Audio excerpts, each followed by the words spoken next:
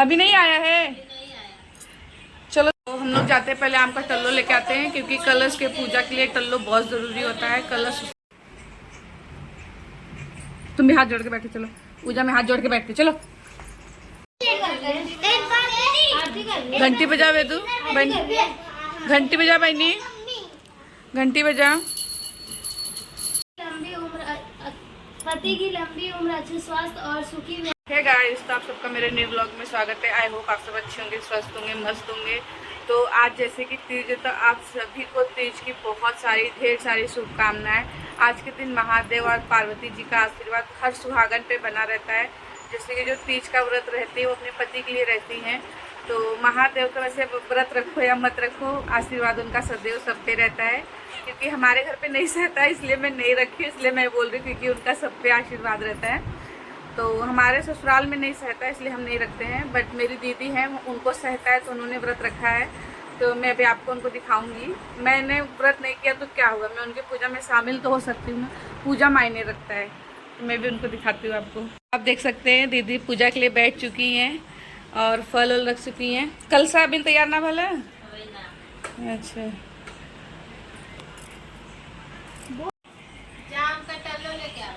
अभी नहीं आया है।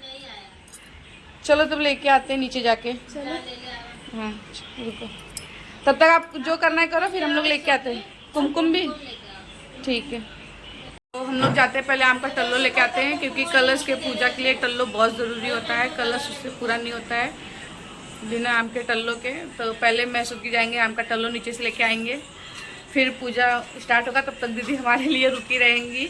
फटाफट जाते हम लोग लेके आते हैं। गाइस, हम लोग आ चुके हैं आम का टल्लो लेने के लिए, जो कि सुग्गी तोड़ रही है। जैसे कि तीज का पूजा है तो कलश रखा जाएगा। अच्छे से फेस आ भी नहीं रहा है तो सुग्गी ने ले लिया है। और हम अभी चल के पूजा स्टार्ट करेंगे अपना। गणपति का दिखा देती पर मॉर्निंग में दिखाती हूँ। हमारे यहाँ गणपति भी बैठने वाली है, बहुत प्यारी सी, हमारे बिल्डिंग में। तो अब हम अपना टल्लो लेके जा रहे हैं, जो कि हम काफ़ी ढूंढ रहे थे कभी से, बट हमें मिल गया अपने पास में। हम पूरा बिल्डिंग ढूंढ डाले।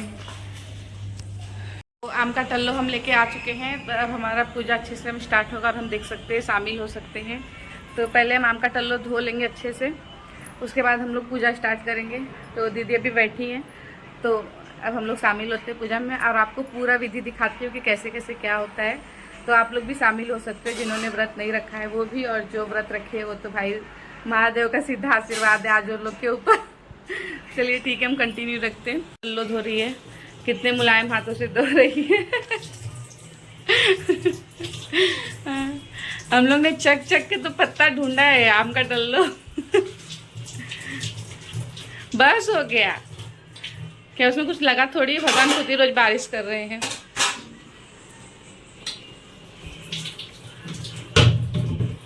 हो गया बहनी।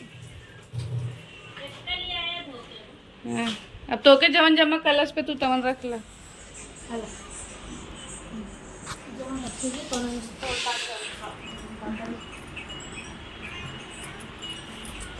अब आपसे भी देख सकते हैं यहाँ पे विधि का विधान चालू हो चुका है। अभी गौरव महोदय शंकर जी प्रकट होंगे। महादेव बहुत मेहनत से ढूंढ ली है, मिलत नहीं रहा है।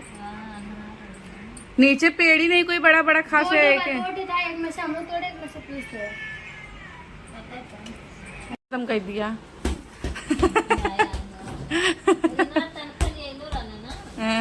ना ही दूर ठहरल बक्स।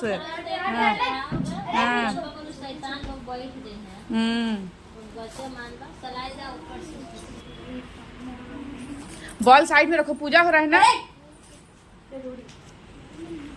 घंटी है ना, घंटी वंटी दे नहीं, बाद में फिर उतारेगी। घंटी मैं बजाऊंगा। हाँ ले बजा। मैं भी मोबाइल में निकाल ले गणेश आरती। निकाल। हाँ, और कथा निकाल ले तीज माता का। निचवा एक जने करत रहनी देख लिए। ये जन उपाध्याय हैं, ये कोनो हरी साड़ी पहनी करी थी वो भी। मजा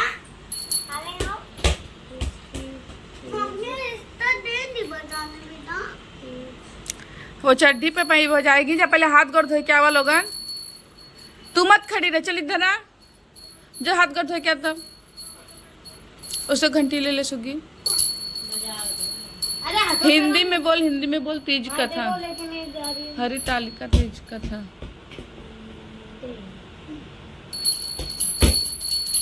इस पे टच कर, आ जाएगा। गोरे हाथ आ गया ना। हाँ, यहाँ से शुरू होगा। पति की लंबी उम्र, अच्छे स्वास्थ्य और स्टार्ट यहाँ से होगा लग रहा है। किधर से? इधर ही से स्टार्ट होगा। नहीं, उधर ही से स्टार्ट है। हाँ, इधर ही से बोलो। कितनी बड़ी है छोड़। यहीं तक है, पर यहीं तक है वो संपूर्ण बस, ये नहीं है। फिर गणेश आरती कर देंगे, महादेव का आरती कर देंगे बस। ये वो फोटो निकाल ले इससे ऐसे करके।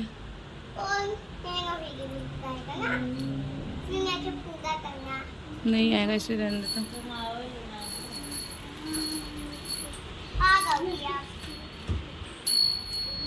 बहनी तू मेरा वीडियो ले, पीछे से आ जा।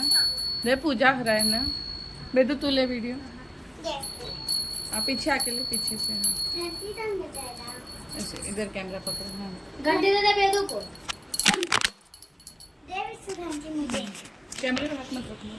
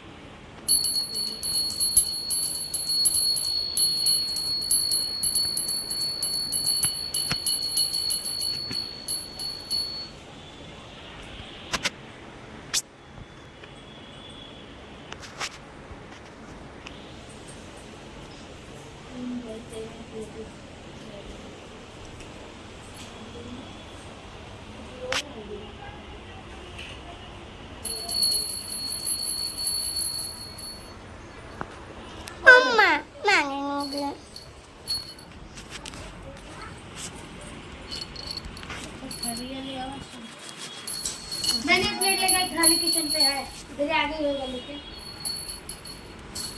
इधर उधर रखा है सामने, उधर सामने ऊपर। अरे आना रो दे अंकल, हाँ वही लेके आ।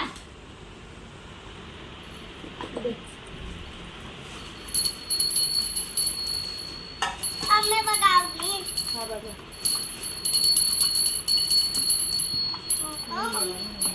लड्डू खाएंगे। ये कौन सा लड्डू है? खाने वाले लड्डू है। ये नहीं वाला ना? मैं आपको बताऊं। नहीं, दे मैंने धोते आया है। ले। नहीं ना, मैं तो नहीं बताऊं। कपूर है दे मैंने। कहाँ? कपूर। हट बेदू। मैं तो वाला लड्डू खाना है। अभी पूजा हो जाएगा तब मिलेगा सुबह। सुबह दे दो प्रसाद देकर ना। अवसर लड्डू टाउल है। ए मम्मी, ए मम्मी, अवसर लड्डू टाउल है। नहीं, अभी रुक, पापा को फोन कर देना, लेते आएंगे।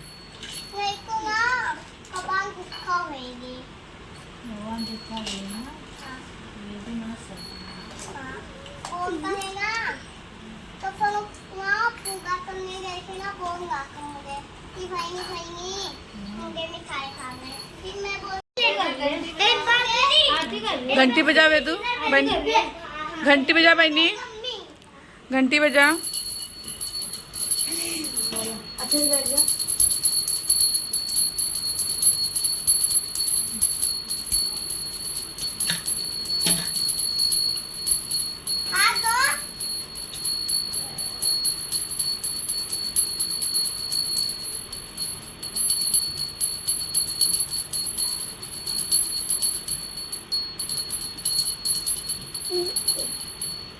बजा।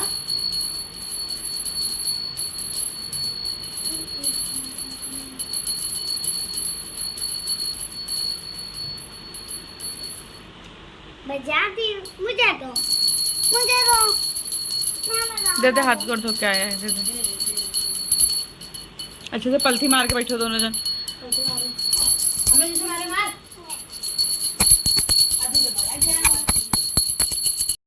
लड्डू थालू पूजा हो जाना। रुक, कहानी सुन पढ़ शांति से, अब मत बजा, हाथ जोड़ के बैठो। स्टार्ट कर बहन। पहले तीज मैया का जय बोलता, हर हर महादेव का, पार्वती मैया का हर हर महादेव, भगवान पार्वती की जय। लंबी उम्र, पति की लंबी उम्र, अच्छे स्वास्थ्य और सुखी महिलाएं हस्तकला तीज की व्रत रखती हैं। ये व्रत करवा चौथ की तरह ही निर्जल रखा जाता है। इस दिन भर निर्जल व्रत रखने के साथ शिव पार्वती जी की विधि विधान पूजा करने के विधान है। आज हस्तकला तीज पर रवि युग, विद्यार्थी युग, साहित्य कई शुभ योग में निरायण हो रहा है।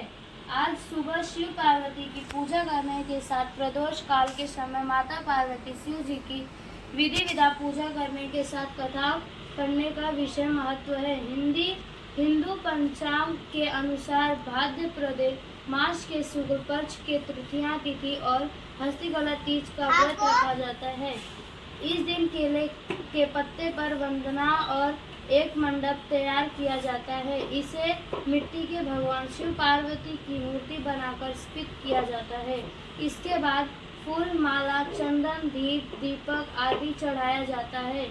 इसे साथ ही मंत्रों के जाप करने के बाद अंत की हस्तकला तीज व्रत की जरूरी कार्य अगर कपर हस्तकला तीज के दिन व्रत रखने के साथ इस व्रत कथा का पाठ करने के शुभ फलों के प्रतीत होता है। आइए जानते हैं हस्तकला तीज की संपूर्ण व्रत क्या है। कथा अभी है, अब पढ़ो, ये पढ़ो। हाँ, यही स्टोरी यही है। मैं पढ़ूं? पौराणिक मान्यता के अनुसार कैलाश पर्वत में भगवान शिव माता पार्वती के साथ नंदी और अपने गणों के साथ बैठे हुए थे। इस अवसर में मां पार्वती ने शिव जी से पूछा कि हे महेश्वर, मैंने वह कौन सा पुण्य किया था जिसके कारण आप मुझे पति के रूप में, आप तो अंतर्यामी हैं, तो आप मुझे अवश्य इस बात को बताएं। उत्तम पुण्य का संग्रह किया था जिससे आपको मैं प्राप्त हुआ था। आपने भादव मास के शुक्ल पक्ष के तीज के नाम से प्रसिद्ध। शिव जी ने कहा, हे गौरी पर्वतराज, हिमालय पर स्थित गंगा के तट पर तुमने अपनी बाल अवस्था में 12 वर्षों तक अधोमुखी होकर घोर तप किया था। इतनी अवधि तुमने अन्न न खाकर पेड़ों के सूखे पत्ते चबाकर व्यतीत किए। माघ के विकराल शीतलता में तुम इन्हीं तक के और है वो तपाया। श्रावण के मूसलधार वर्षा में खुले आसमान के नीचे बिना अन्न जल ग्रहण किए समय व्यतीत किया। तुम्हारे पिता तुम्हारी कष्ट साध्य तपस्या को देखकर बड़े दुखी होते थे। तब एक दिन तुम्हारी तपस्या को देखकर नारद जी तुम्हारे घर पधारे। तुमने पिता ने हृदय से अतिथि सत्कार करके उनके आने का कारण पूछा। नारद जी ने कहा, गिरिराज, मैं भगवान विष्णु के भेजने पर आया उपस्थित हुआ हूँ। आपकी कन्या ने बड़ा कठोर तप किया है, इससे प्रसन्न होकर वे आपकी सपुत्री से विवाह करना चाहते हैं। इस संदर्भ में आपकी राय जानना चाहता हूँ। नारद जी की बात सुनकर गिरिराज गदगद हो गए उठे और उनके तो जैसे सारे कलेश ही दूर हो गए। प्रसन्न होकर वो बोले, श्रीमान, यदि स्वयं विष्णु मेरी कन्या का वरण करना चाहते हैं तो भला मुझे क्या आपत्ति हो सकती है। वे तो साक्षात ब्रह्म है महर्षि। यह तो हर पिता की इच्छा होती है कि उसकी पुत्री सुख संपदा से व्यक्त पति के घर की लक्ष्मी बने। पिता की सार्थकता इसी में है कि पति के घर जाकर उसकी पुत्री के पिता के घर से अधिक सुखी रहे। तुम्हारे पिता की स्वीकृति पाकर नारद जी विष्णु के पास गए और उन्होंने तुम्हारे ब्याह के निश्चित होने का समाचार सुनाया। मगर इस विवाह संबंध की बात जब तुम्हारे कान में पड़ी तो तुम्हारे दुख का ठिकाना न रहा। तुम्हारी एक सखी ने तुम्हारे इस मानसिक दशा को समझ लिया और उसने तुमसे उस विपक्षता का कारण जानना चाहा। तब तुमने बताया, मैंने सच्चे हृदय से भगवान शिव शंकर का वर्ण किया है, किंतु मेरे पिता ने मेरा विवाह विष्णु जी से निश्चित कर दिया है। मैं विचित्र धर्म संकट में हूँ, अब क्या करूँ। प्राण छोड़ देने के अतिरिक्त अब कोई भी उपाय शेष ही नहीं बचा। तुम्हारी सखी बड़ी ही समझदार थी, उसने सूझबूझ वाली थी। उसने कहा, सखी, प्राण त्यागने के इसमें कारण ही क्या है। संकट के मौके पर धैर्य से काम लेना चाहिए। नारी के जीवन की सत्कर्ता इसी में है कि पति रूप हृदय से जिसे एक बार स्वीकार कर लिया, जीवन पर्यंत उसी से निर्वाह करे। सच्ची आस्था और एक निष्ठा के समक्ष तो ईश्वर को भी समर्पण करना पड़ता है। मैं तो तुम्हें घनघोर जंगल में ले चलती हूँ, जो साधना स्थली भी हो और जहाँ तुम्हारे पिता तुम्हें खोज भी ना पाए। वहाँ तुम साधना में लीन हो जाना। मुझे विश्वास है कि ईश्वर अवश्य ही तुम्हारी सहायता करेंगे। तुमने ऐसा ही किया। तुम्हारे पिता तुम्हें घर पर न पाकर बड़े दुखी चिंतित हुए। वो सोचने लगे कि तुमने जाने कहाँ चली गई। मैं विष्णु जी से उसका विवाह करने का प्रण कर चुका हूँ। यदि भगवान विष्णु बारात लेकर आ गए और कन्या घर पर न हुई तो बड़ा अपमान होगा। मैं तो कहीं मुंह दिखाने के योग्य भी नहीं रहूंगा। यही सब सोचकर गिरिराज ने जोर जोर से तुम्हारी खोज शुरू करवा दी। इधर तुम्हारी खोज होती रही और उधर तुम अपनी सखी के साथ नदी के तट पर एक गुफा में मेरी आराधना में लीन थी। भाद्रपद शुक्ल तृतीया को हस्त नक्षत्र था। उस दिन तुमने रेत के शिवलिंग का निर्माण करके व्रत किया। रात भर मेरी स्तुति गीत गाकर जागी। तुम्हारी इस कष्ट साध्य तपस्या के प्रभाव से मेरा आसन डोलने लगा। मेरी समाधि टूट गई। मैं तुरंत तुम्हारे समक्ष जा पहुंचा और तुम्हारी तपस्या से प्रसन्न होकर तुमसे वर मांगने के लिए कहा। तब अपनी तपस्या के फलस्वरूप मुझे अपने समक्ष पाकर तुमने कहा, मैं हृदय से आपको पति के रूप में वर्ण कर चुकी हूँ। यदि आप सचमुच मेरी तपस्या से प्रसन्न होकर आप आधारे हो तो मुझे अपनी अर्धांगिनी के रूप में स्वीकार कर लीजिए। तब मैं तथास्तु कहकर कैलाश पर्वत लौट आया। प्रातः होते ही तुमने पूजा की समस्त सामग्री को नदी में प्रवाहित करके अपने सहेली सहित व्रत का पालन किया। उसी समय अपने मित्र बंधु दरबारियों सहित गिरिराज तुम्हें खोजते खोजते वहां आ पहुंचे और तुम्हारी इस कष्ट साध्य तपस्या का कारण तथा उद्देश्य पूछा। उस समय तुम्हारी दशा को देखकर गिरिराज अत्यधिक दुखी हुए और पीड़ा के कारण उनकी आंखों में आंसू उमड़ आए थे। तुमने उनके आंसू पोंछते विनम्र स्वर में कहा, पिताजी, मैंने अपने जीवन का अधिकांश समय कठोर तपस्या में बिताया है। मेरी तपस्या का उद्देश्य केवल यही था कि मैं महादेव के पति के रूप में पाना चाहती थी। आज मैं अपनी तपस्या की कसौटी पर खरी उतर चुकी हूँ। आप क्योंकि विष्णु जी से मेरा विवाह कराने के निर्णय ले चुके थे, इसलिए मैं अपने आराध्य की खोज में घर छोड़कर चली गई। अब मैं आपके साथ इसी शर्त पर घर जाऊंगी कि आप मेरा विवाह विष्णु जी से न करके महादेव जी से करेंगे। गिरिराज मान गए और तुम्हें घर ले गए। कुछ समय पश्चात शस्त्र लोग विधि विधान पूर्वक उन्होंने हम दोनों का विवाह सूत्र में बांध दिया। है पार्वती मैया, भाद्रपद की शुक्ल तृतीया की तुमने मेरी आराधना करके जो व्रत किया था उसी के फलस्वरूप मेरा तुमसे विवाह हो सका है। इसका महत्व ये है कि इस व्रत को करने वाली कुमारियों से मनोवांछित फल देता हूँ। इसलिए सौभाग्य की इच्छा करने वाली प्रत्येक युवती को यह व्रत पूरी एक निष्ठा तथा आस्था से करना चाहिए। हर हर महादेव। हर हर महादेव। जय पार्वती मैया। जय